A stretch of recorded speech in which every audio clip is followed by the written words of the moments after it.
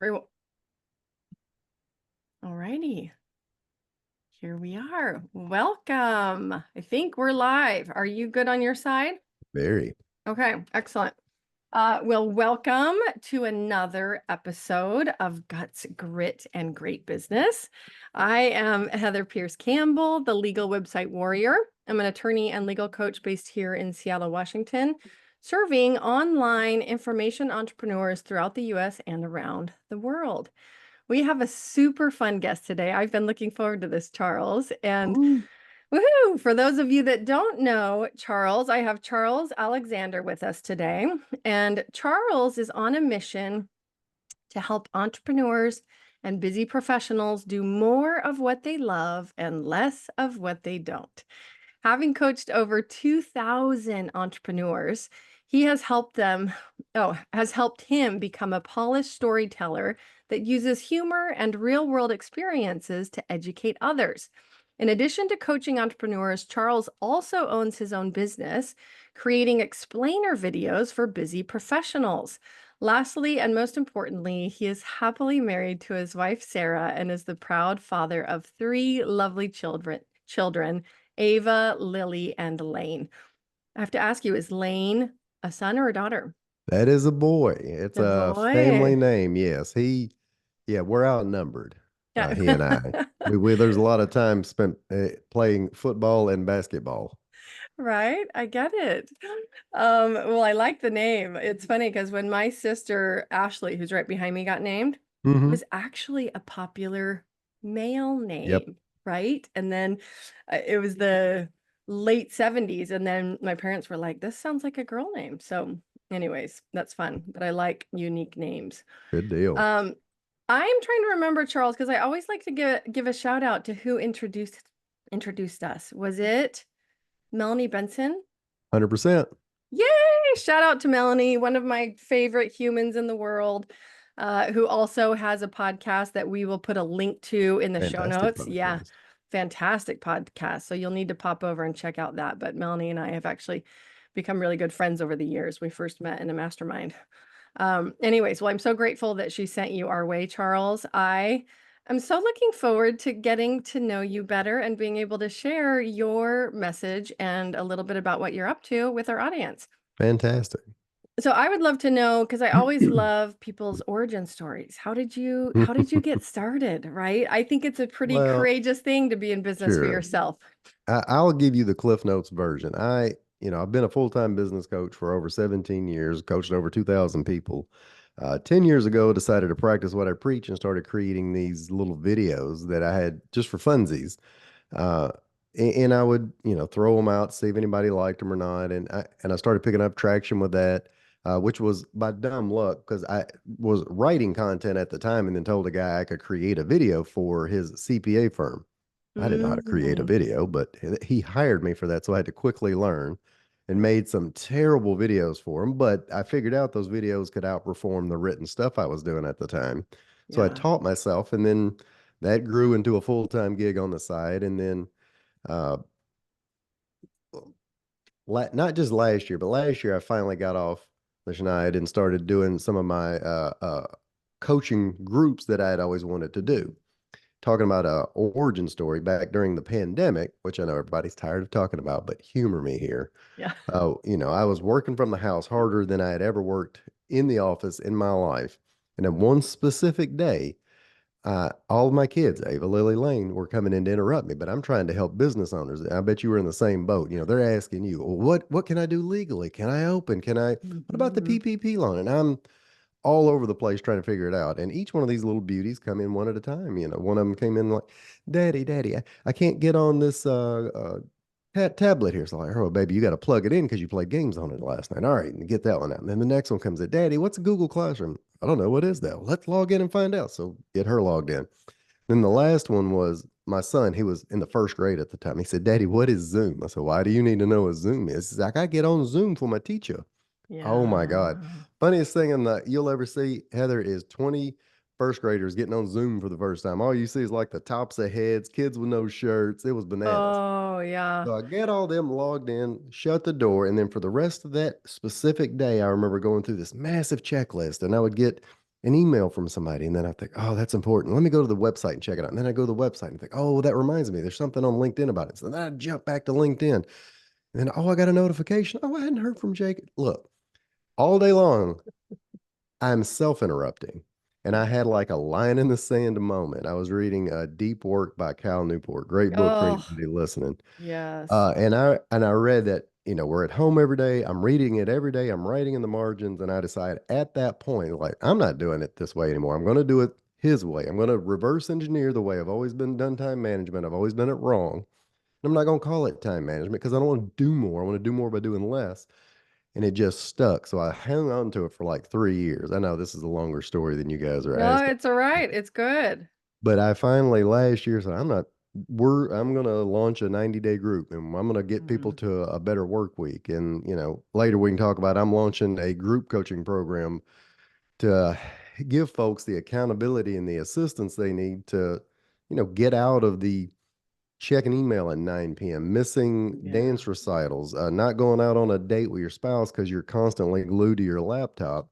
There's entrepreneurs who are making a living who can't enjoy the freedom that they created. So the origin story was, I've had all these different things going on. I have, I wrote a book and published it last year. I've got my own podcast. I do full-time business coaching. I got this explainer video business, and I'm doing it all in less than 40 hours a week. And by God, I'm wanting to show everybody else how to do it. Yeah. I mean, there's so many gems in there. First of all, your description of trying to work from home Oh, during the pandemic. I know all the parents listening right now are like, stomachs turning mm, and it don't ever like want to it do it again. oh, it was brutal. It was brutal. I had a 1.5-year-old and a Hmm. 6.5-year-old when the Yeah, pandemic hit. I had just gotten childcare in place for my little tiny one. I had all the supports figured out sure. and in place for my number one who needed some special supports in addition to school. And it all went away. And Yeah. suddenly, right, like so many other people, I'm at home full time. I've now got 2 kids. I'm trying to run Hmm. 2 businesses. I'm launching a podcast Oh, yeah. within a couple months of starting the pandemic. So it was a massively impactful and obviously highly distressing time. And that what you described, that shifting focus a bazillion times Oh, a my. day, right, called context switching. Correct. Oh, I would get to the end of every night, and I actually still think that so many of us are still making those recoveries in our Sure. nervous system, in our thinking Yeah. patterns. Like, it got so many people off track for quite a while because we literally just didn't have the choice. And, I'd get to the end of each day and be like to my sister, But does your brain feel like scrambled eggs? It was like scrambled, right? yeah. But there are so many parallels to regular entrepreneurship in that Yes. story, right? Because even if it's not at that level, we still can be very prone to a high level of Correct. context switching, demands on our time, demands on our attention within our business. So it's just always, I think, a really important conversation to be having because there's also levels of it. Like, okay, Correct. you've cut out a few of these things and you're achieving better focus, but you're still bleeding time or bleeding energy. And it's the energy, and that's the Yeah. where I think most of us miss, because so often before that point in time, when and I was the time management guru, and I had my day timer out, and I was 1A and 2B, and Covey Squadron, all great stuff, but it was just Yeah. trying to cram more crap into the day. And then I finally looked at it and said, my inbox is just it's like a Kleenex. I can keep emptying, and they flipping things keep popping back in there. So obviously this isn't going to work because I can't do enough to get it all done. So we're just going to have to make some difficult choices and then figure out what to do with the rest of it. But what you're hitting on, that context switching, we think we're great at multitasking. We are not. We're not designed for it. We're not good at it. Mm-mm. And every time you switch a task, it takes you 23 minutes to return to the same level of focus where you left off before. That's not me saying that. That's Gloria Mark, UC Irvine or California, doesn't matter. Google it. Glory Mark, brilliant lady, does a research case study every 5 years, and every 5 years we get a little dumber, so to speak. We Yeah. they used to strap people to desktops, and then they would interrupt them and then go back to see how long it took them to return to their same level of focus. And now they don't even do that anymore because we context switch or self interrupt every 1 minute. So Mm. you think about you're working on something that, you're working on some legal paperwork or a case or uh, a proposal, content, video, and then your mind says, you know what you ought to do? You ought to go check that email real quick. Oh, I wonder what's on Facebook. And then, Off to 25 the minutes later, races. oh, it's Yeah. a disaster.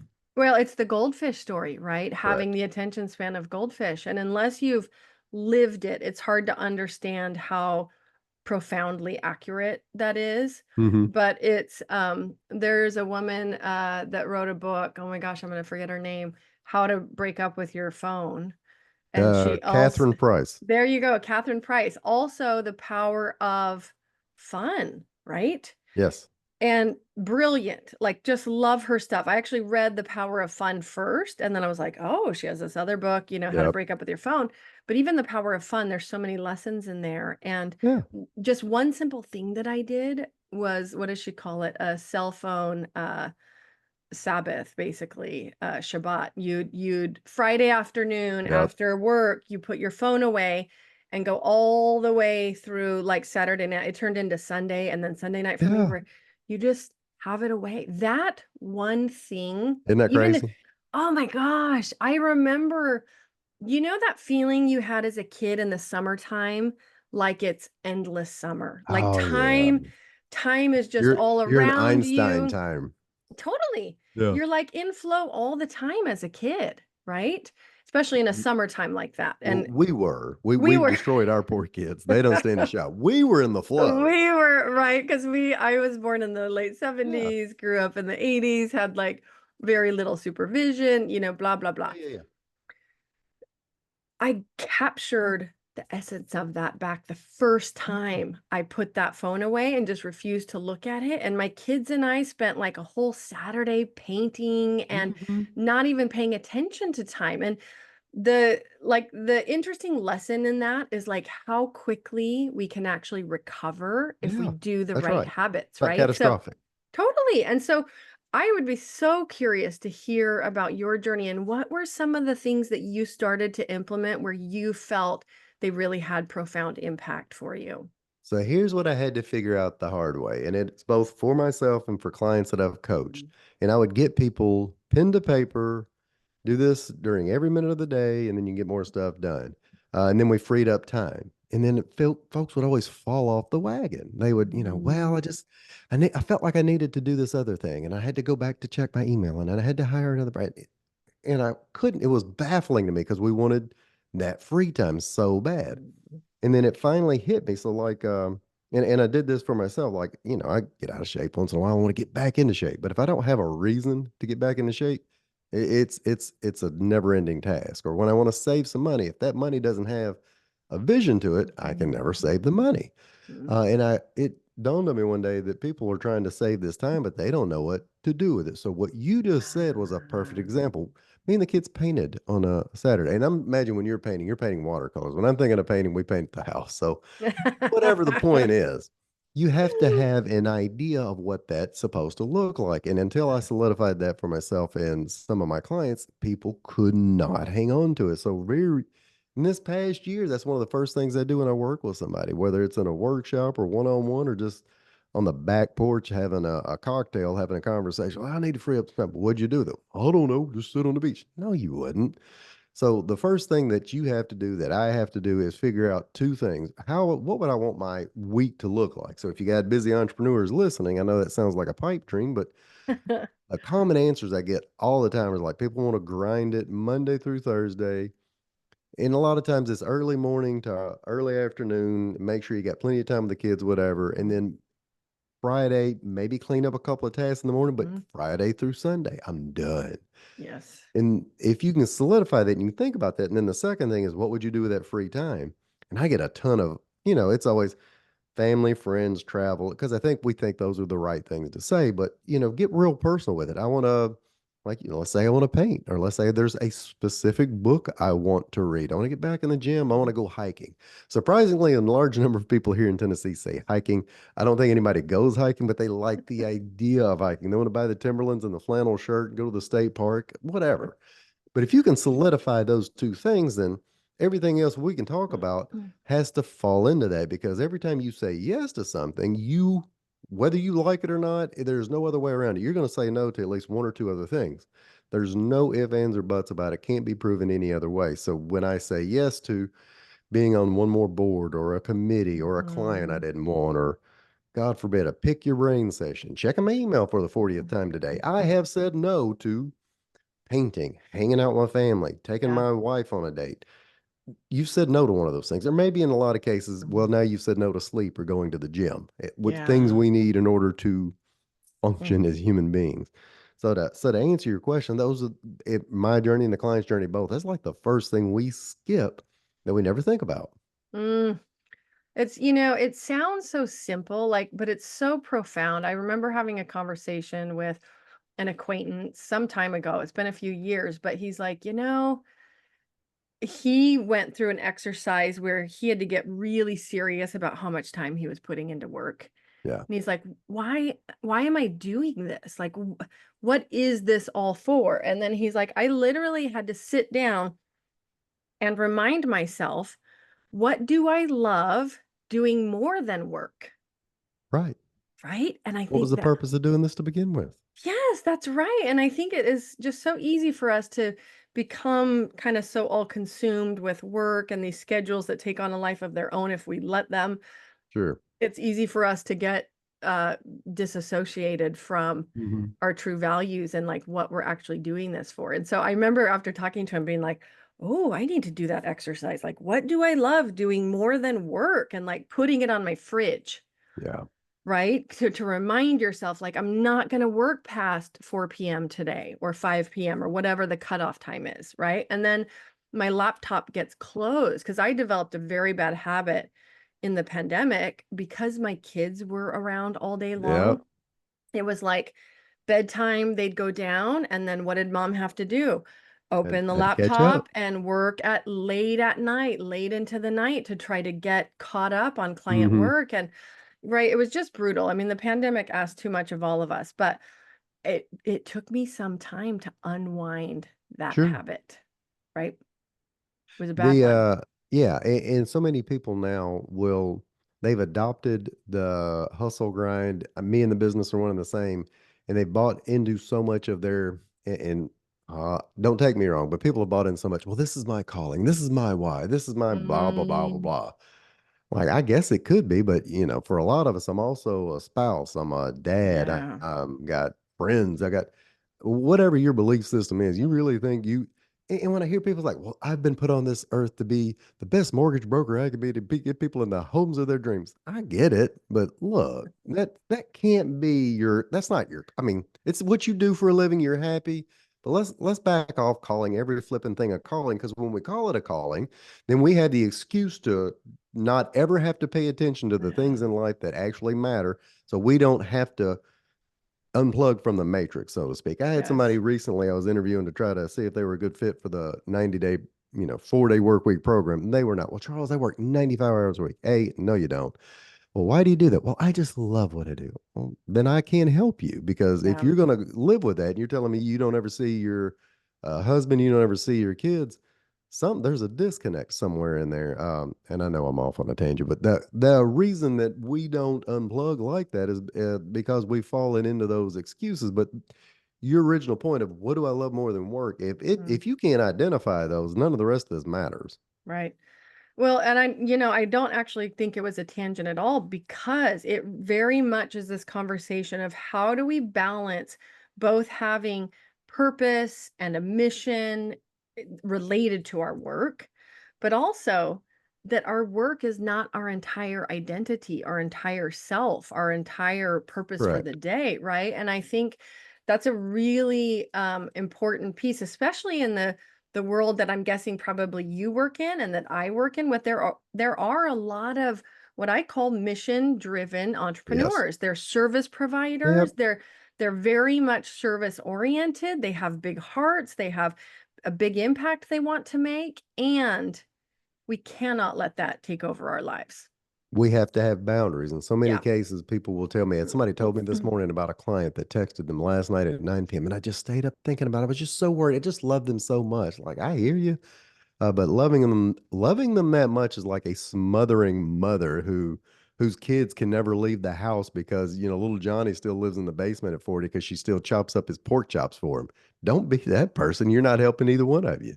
No, no. I got just on a personal story yesterday. I got so mad for my sister. I was telling you before we went live a little bit about what's going on for her. Her kiddo ended up in the ER Hmm. yesterday and then last night, and she's in sales and she's phenomenal at what she does. And so it's sales, but also a lot of the follow-up nurturing, and she's in like women's health and skincare, and she works with a lot of vendors in that space. But she's helping them build the back end of their business and their systems just because she's such a natural at it. And she had a live event that one of her clients was hosting where she had to show up and deliver product and all of this. Well, when your kid ends up needing emergency services, right? Of Right. course, there's no other choice that you can make. And she texted this particular client. I think still got her all the supplies. She just couldn't be there physically with Yeah. her.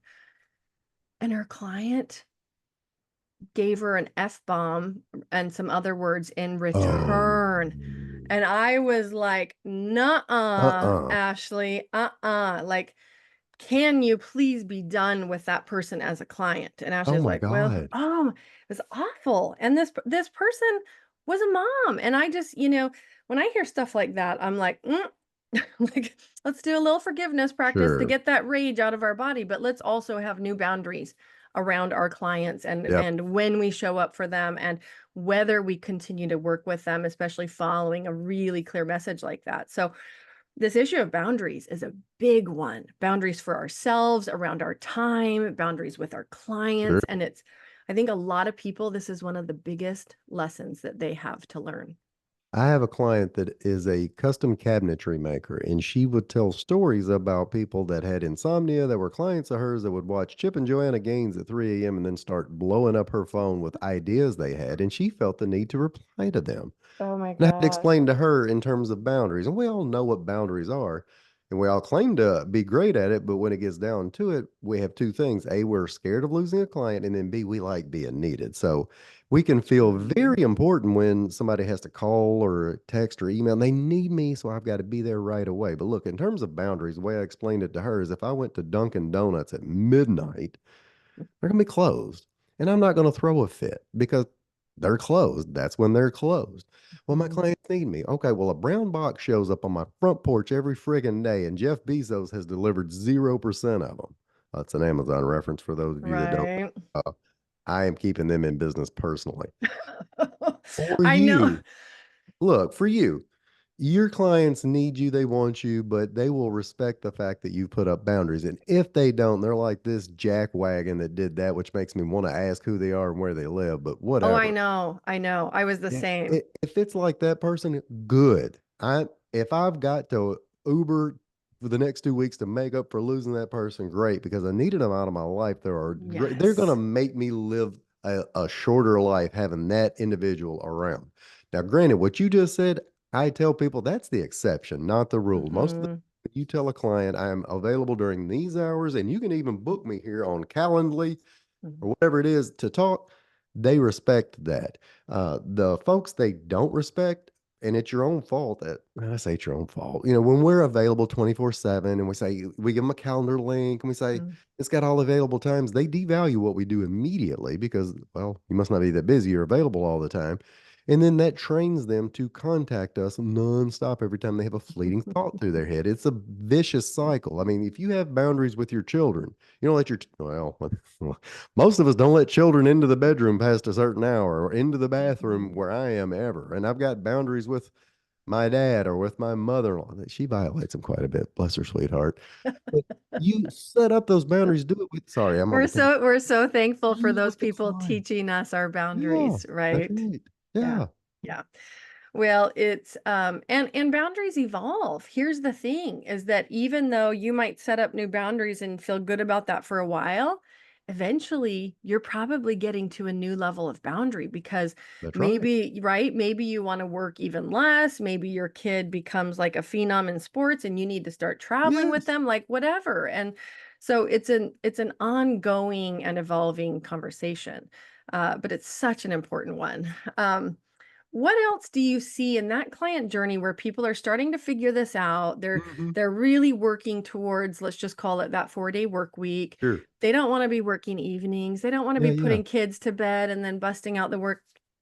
How do you help them assess Sure. what to take out of their like the slimming down? Because that I think is hard for people. So before we get to that point, I give them a couple of other tasks they have to do Mhm. before. And you're right, there is a slimming down process. But the first couple of things they have to do is whether it's with me or anybody else, they got to get in some kind of structure.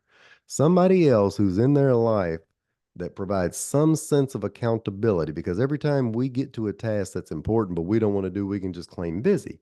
And we say the dumbest things to each other. Well, Heather, we've been, well, I've just been so busy. And we wear it like this Yeah. ridiculous badge of honor. And we're so proud of ourselves. And it's the equivalent of the examples I made a little while ago about fitness or money. I couldn't imagine somebody coming to me, well, how you been dollars and cents wise? Well, I'm just so broke. That's saying the same thing. So Mhm. find other people that don't think or walk or talk or believe that same message. It doesn't have to be 1,000 of them, but that's why I started doing groups or find other people in your life, in the chamber, in your house, in your church, whatever, that kind of buy into that. And then the second thing, you got to find your priorities.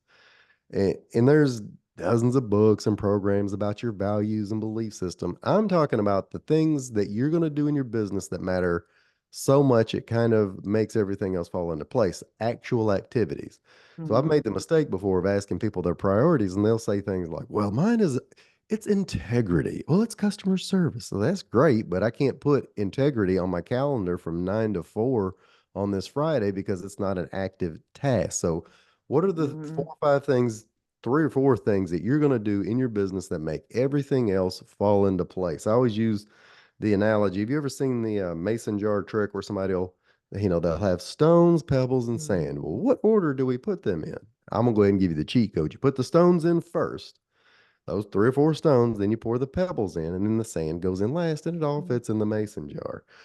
The point being, those stones are your three or four priorities that only you can do, that you do really well, that makes everything else fall into place. And the pebbles and the sand, well, that's the other stuff that you just have to do in order to make the business fly. So for an attorney, let's say, it might, even if they don't like this, but it might still be prospecting. There still might, Yeah, maybe I need to be doing some webinars. Maybe I should be doing a podcast. And so many people will hide by, I'm just going to do great work. I'm like, great. That's awesome, but great work doesn't always get you a ton of referrals because clients are busy doing their own thing. And that's right.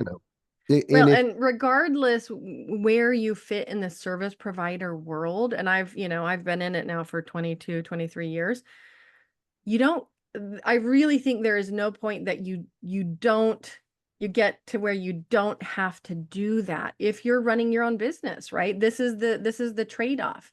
I was that's right, having a conversation that's with it about this exact thing with a friend just the yeah. other day. Like, if you're in business for yourself, the upside is I get to control my own schedule. I've got Hmm. kids.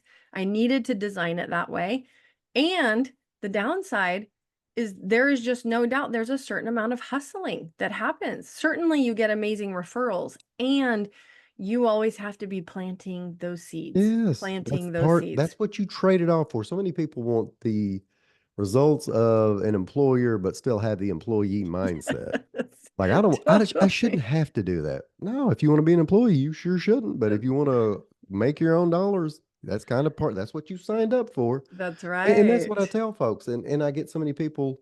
Yeah, once you get to a certain level of where you've grown the team, and maybe it's somebody else Mhm. is in charge of sales and marketing, maybe your job shifts at that point, and the priorities are finding the right team members and giving them the right training and culture. That's a Mhm. different mindset at that point. But if you can find those three or four things that if I do really well that make everything else fall into place, boom, then that's when we can start looking at all the other things that we have to do. So here's one of Yeah. the things that I learned during, and I won't bring it up again, but during the pandemic, I found out I'm doing a terrible job of identifying the things that are priorities that I want to eliminate, batch, and delegate because I don't really know what I'm doing all day. I've got a calendar and I look at my calendar and I think I didn't do anything really on that calendar like I thought. So I had to do the ugliest work. And I don't have a cheat code for this yet. God, I can't wait till it comes. I'm hoping AI just magically will do it for me, but we have to know what we're doing every moment of every day for at least, let's say, a week or two. I've Mhm. got, when we get done here, I'll tell your listeners where they can find a spreadsheet that I put together. Oh, right. For Spreadsheet. tracking, just to Yes, observe. yes. And Yes. I'm talking about it. It's tried and true. I've tested it with people. It works. It's not fun, but it works. And there's other tools you can use, Clockify and Toggle. But so many people still are, we think that there's some magic tool that will just tell us at the end of the day what Eh, all the stuff we did. And That's right. we're not quite there yet. You have to write it down Yeah. somehow. Well, and even if you just literally have a pad of paper that Yep. you take with you, and every 20 or 30 minutes, you just jot down a note about how you spent. This is what I'm doing. Yeah, that's right. And I agree with you. There's no, because it's a little bit like being a scientist in regards to your time, which is the same thing you have to do. Let's pretend you're encountering a health problem. Hmm. You have to become a scientist about what am I putting into my body? How am I sleeping? What's the weather? Like literally, like what are all the contributing factors Right. that could be causing this symptom, right? Same with your time. Without the power of observation, where are you starting from? You cannot That's make right. valid You, decisions. So this part, it's like buckle down, drink a little extra coffee, whatever you need to do to observe yep. what are you doing? Where's your time going? And once you do that, and the reason I love a spreadsheet, it's a Google sheet, which is Mm-hmm. so easy to use. Then you can tally it at the end of the week. You can Yeah. sort it, and you say, and this is where I get people that fall off. Well, it says I was only on email for about an hour each day. And well, if I go look in your browser, that might not be right. So Your that's where phone is going to give you a uh, report, right? Of hey, that's the second way to do it. And I'm glad you brought that up. So look, you track what you're doing, and then to fill in the gaps, because we're tracking it. So we kind of, we forget or we fudge because we're so embarrassed to type out what we're doing. But your phone, I've got an iPhone. You got an iPhone? Yep. Look, folks, I'm telling you right now, if you go to settings and then screen time, I don't ever want to hear anything about kids these days. Kids these days. I know they're on their phones way too much. I got three of them. I owe Verizon a mortgage payment every month for all the stuff we have to do. But Gen Xers, boomers, 4.5 hours, 5 hours a day, it's Yeah. ridiculous. And there's not that much good stuff in there. There's about an hour's worth, really. And Yeah. that's about all it takes. Right. And the only time that amount of time on my phone ever makes sense is if I'm traveling and I still have to work, Correct. or like I'm at a kids event where I don't Yeah. have to be paying attention and I'm answering like whatever, right? So there are certain days where that's okay. You're going to meet For those sure. thresholds and there's a reason for it, but mostly that is not where we should be No, putting our eyeballs. the biggest thing on mine right now is the camera, photos, and maps, primarily because of my kids. They're playing a sport or they're dancing or they're singing. I'm recording it and then we go back and watch it Yeah. instead of enjoying it live, which is a whole other podcast, I'm sure. And then the maps. How do I get to all these weird places that we're suddenly scheduled to go? But we Hmm. get distracted and we pick up our phone on average 144 times a day. Now, I've already told you that it takes us 25 minutes to return to the same level of focus. And if you're interrupting yourself 144 times a day, it means you are never in focus. And if you're not in Yeah. focus, you're probably listening to this podcast, hopefully nodding up now like I need to do some of this stuff.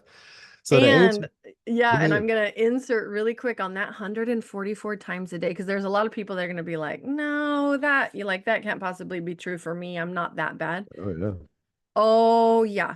All yeah, you you need are. to do to realize it is take a couple days away from your phone. Do the Hmm. digital, Shabbat and stop Friday and go all the way to Saturday or Sunday if you can. And then start the week and notice how you actually don't want to get on your phone. Yeah, It's like you have your mind back, your presence back. And I remember realizing after I started the digital Shabbat practice, like, oh my gosh, the number of times instinctually, once you have a phone back in your hand, that you just want to go check something, like you don't catch yourself until you've yeah, like spent time away from it and realize yeah. how much it takes up. That's right. Yep. So your original question, well, what do we know to eliminate? Figure out what you're doing first. Then Yeah. once you figure out what you're doing, you find out your three or four priorities. Those are the things we focus on. Mhm. Then the rest of it, you got to batch it, automate it, delegate it, or what you just said, my favorite part, quit doing some stuff. Yes. And people always say, well, what should I quit doing? There's a series of questions you can ask yourself. Does this help my business? Does this move the needle? Does this have this major, not intrinsic value, major intrinsic value? The reason I say that is because we can rationalize every single thing we do. It could pay off later. Okay. For example, people are hit up, and you stop me if I start mansplaining here in a minute, but female entrepreneurs are every kind of group, organization, chamber, they get asked immediately for some reason to, Mm. join this program and be admin and help Do support, this help. along with the PTSA and the, Oh, every other oh, thing at school. and I've talked to my wife, owns her own business, bookkeeping stuff, and she'll say, I became the treasurer at PT. I was like, babe, we just talked, we can't do this. And she explains to me about something called mom guilt. And I Googled it, and it apparently is real. Dumb dads like me, we don't have it. We just trot around and like cavemen, and we say, we'll say no to some stuff unless it's golf, and then suddenly we have to go. But I'm telling you, there's a lot of things you're committed to that Yeah. it's outlived its value. You only did it out of guilt. And you've got this whole scenario. If I say no, well, then Heather's going to talk about me, and then I'm going to feel bad, and then I'm going to tell her this. Just look, take an experiment, go through, chop phone time down, chop, Mhm. internet research down, which is another big wait time suck that we get into. So I've gotten into the habit now. If I have questions, I will scribble them down literally on a piece of Mhm. paper. And at the end of the day, if I still want to know where OJ Simpson's white Bronco is, I'll go Google it instead of interrupting the middle of my day to find out it's in a museum in Knoxville. I didn't need to know that. Now I'm off track again. So eliminate the internet research, eliminate the news. And I have no idea when we're airing with this thing. We're getting close to a pivotal point again. It's not important that you know every detail. If you've already made up Mm-mm. your mind about what the future, great. You don't need to post about it. You're not changing anybody's mind. You don't need to do internet research to see if golden doodles are being eaten in somewhere Springfield. It's not important. You're okay. You're fine. Just let some of these things go. And again, if you think that you won't be fine, test it. Yeah. I know so many people who kind of mid to post pandemic, and I was one of them. So burnt out, so cortisol jacked, right? Like Sure. adrenaline and cortisol all over the place, misbehaving, where I literally had to be like, I can't do news. I can't even do Yeah. like 10 It's seconds of news. it's not the news anymore. Anyways, Walter Cronkite is not walking through that door. That is nothing but No. hijacking every, It I don't know, is dopamine, clickbait. It's endorphin, oxy. clickbait. Yeah, Even the main media, yeah, news, like there's so much just done for clickbait for time, for your for sure. time and attention. So yeah, that's huge. I love that news tip. Take it out. And you said it right. Experiment for 1 week. I just had Mhm. finished up a 90-day group and said, look, pick out three things. You don't have to do it forever. Try it for a week. Just see. And oh Yeah. my gosh, I could see when they popped on the next week, it's like everybody had reverse age. They were all younger and happier, and just it was great. Oh, it's so good. And that whole testing, like testing something, you should be in the habit of doing that anyways. Like whether it's once a month, maybe you try green smoothies, maybe you quit the Sure. news, or once a Yeah. quarter, like because often one little thing gets you this boost of momentum you never knew Yeah. was going to be there for you, right? Just by running an experiment. So, anyways, okay. So, eliminate news, eliminate internet research. What are you finding also works for people? So the tasks that you have to keep, and there's some things that you can eliminate that aren't the Mhm. priority, but might still be some of the client work that you're doing or some of the content you still need to create. So Mhm. you got decisions to make at that point. I'm gonna batch some of them, and I'm gonna automate, and I'm gonna delegate some of them. Mhm. Batching being a big task, especially if you're a solopreneur and you're not quite comfortable with delegation yet, or you don't have the money to delegate. Batching meaning I'm gonna do like tasks together Yep. during the periods of time when I have the best energy for them. Most of us, not everybody, most of us, more of our energy is in the morning. And those creative, thoughtful tasks that I want to do all together can be more in the morning, and the less, fun things, the administrative things could Right. possibly be pushed into the afternoon. Catching up on email or doing Uh, some of that stuff that but just takes a but little time. do them at the same time. We like to Yeah. sprinkle them out throughout the week so we can add variety. And all we're doing is what you said earlier is we're doing this task switching, which Mhm. is killing us, and we're not getting things done. So I do it all the way down to days, like today.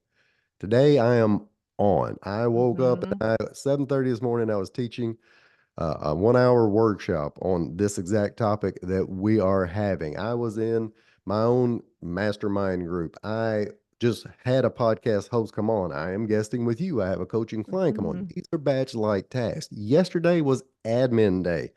Head down, earbuds in. And a little weird tip for anybody: don't listen to like the serial podcast while you're trying to work.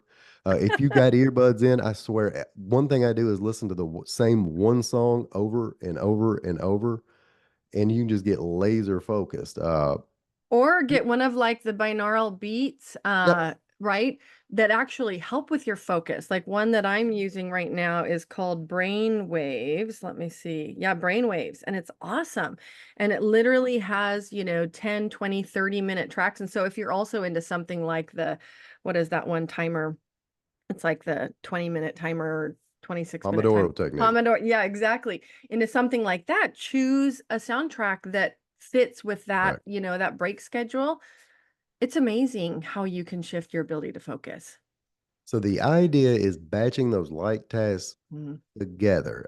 Think of it like when you clean a house, you don't go clean a toilet, make up a bed, and then load the dishwasher. You Maybe. do all the things at once. Yep. And then the rest you want to start thinking about delegating. And the little rule of thumb I have for delegation is that if somebody else can do what you're doing for 20% of what your hourly rate is, Mhm. and they can do it just 80% as well, that's something you should do 100% of the time. Yeah. Yep. No, I love that. And then the eliminate it. Do you have people struggling with like what to eliminate, or once they're Oh yeah. digging into these other things, I know you already went through news, internet Yeah. research, any other obvious ones? Oh Probably gosh. depends. Yeah, and I keep coming back to this, and I mentioned this earlier. If you're on boards or committees that Yeah. even pick your brain sessions, which I am not anti pick your brain session. Other people need help, but you know what I mean. Like the person Yep. you just met Mhm. on LinkedIn that suddenly wants to have a virtual coffee so they can vomit all over you for 45 minutes about a new insurance product. Don't even Mm-mm. reply. No. There Yeah. a ton of those little things like that. But other things to eliminate: checking email first thing in the morning. Don't do Yeah. that. Check No. email. And don't do it at Let's night. Don't do it before bed. check it right after lunch, not even before, right after lunch, and then right Uh-huh. before you shut down for the day. However you do that, check it Yep. twice a day. And I do, and I get people that fight me on this. Somebody that's got a large insurance agency. Charles, I've got 200 emails in there. You do, and they require attention. But at some point, that's where the delegation comes in. Yes. Have somebody else that can start filtering these things by That's right. categories. Which is what my admin does. Like you That's right. respond to as many as you can handle, and the ones that I need, you flag. I That's just right. go find the flags. And then, unsubscribe from some emails and Yes. eliminate work time distractions. Put your phone in silence mode. Put a sign on your door that says office hours available at whatever other point. And again, it goes back to boundaries. But Yep. when you start doing that, holy cow! When people learn to say no, they love it. And, they go wild with it, and you're allowed to do No, that. no, no, no, no, no, no, no, no, no, no. Right? It is the power of a good, clear Yeah, no is life changing. It's really true. I agree. Oh, I love it so much. And the thing is, like, it's really easy to fall out of these systems when we reach a point in life where we're overwhelmed. We feel like we need to play catch up. Maybe you've been sick for a few weeks. Like I was totally out of the office for a couple weeks in Sure, August. We all got COVID, right? Getting my family through that. And remembering to come back to some of these basic principles, I think is just so important. sure. What do you love most about your work? What is it that keeps you going in supporting your clients? Well, the simple thing, especially when we're talking about this topic, is that Yeah. I know it's going to sound over the top, but people start to get their life back a little bit. Yeah. I just did like a lunch and learn somewhere, and I had one of my clients was there, thank God. And she just went on and on and on about all the things she's gotten back and things she's been able to do and how much happier she is. And Mhm. just kind of sit back, just yeah, of course, that's it. I mean, people that have mission driven and they're helping everybody else but themselves, and when they figure out they can start helping themselves, life is good. Oh, it's so good. No, and that, unless you've gotten to the point where you feel like you've lost your life, you've lost control of your schedule, and that, that very intentional way, you know, getting it back just is like the most powerful thing. And I think that people go through phases where they Yeah. cycle through that stuff. Charles, where can people find you for folks that are like, you know what, this has been fun. I want to go check out this Charles guy, find out, because I know you've got Sure. group programs that you're running. You've got one coming up that you're going to launch that is like kind of a light version of what Yeah. you do for many of your clients. So Where? easy place to find me. Yep. Go to yourcharlesalexander.com. Super easy. Tons of resources on there. If you'll scroll down to the footer, I've got a really neat toolkit that's, it's got that spreadsheet in it. It's got a list of AI, curated AI things that you should be Love doing. it. It's got a quick start guide to kind of jump starting, freeing up some of your time. But as you said, I've got an intensive that I've done a couple times now. It's a 90-day program for entrepreneurs, to help them create a 4-day work week. And I've had a lot of people tell me, Charles, I love everything you're doing. Ooh, that's too intense. Do you have a lighter version? So I'm cranking up a group coaching program so you can dip your toes in the water. We can have conversations like this, be around like-minded people that'll give you the structure you need. And if you want to find me on the socials, I'm on LinkedIn. Can't miss me. Charles Alexander, and I'm the bald dude with a beard. I love it. Well, and as a reminder, we will pop all these links into the show notes page, which you can always find at legalwebsitewarrior.com/podcast. Find Charles's episode. I love that. And I'm going to go check out your resources myself, Charles. Do it. So I already took the link down. You know, I know there's so much more that you do that we could have talked Sure. about. You know, a lot of this is like setting up the foundation, right? And it's just Hmm. so important. So I love this conversation. I'm so grateful that people get to hear from you and get to click over and join you in your world. So again, pop over and visit legalwebsitewarrior.com/podcast to find Charles's episode, and you'll get all the notes and the links over to his socials. Charles, what would you like people to go do right now? What is the first like do it yourself step that they Sure. can take? The easiest one and is also the first one, just write down, what do I want my week to look like? And then what do I want to do with my free time? If you do that, you'll get motivated to do the rest. Love that.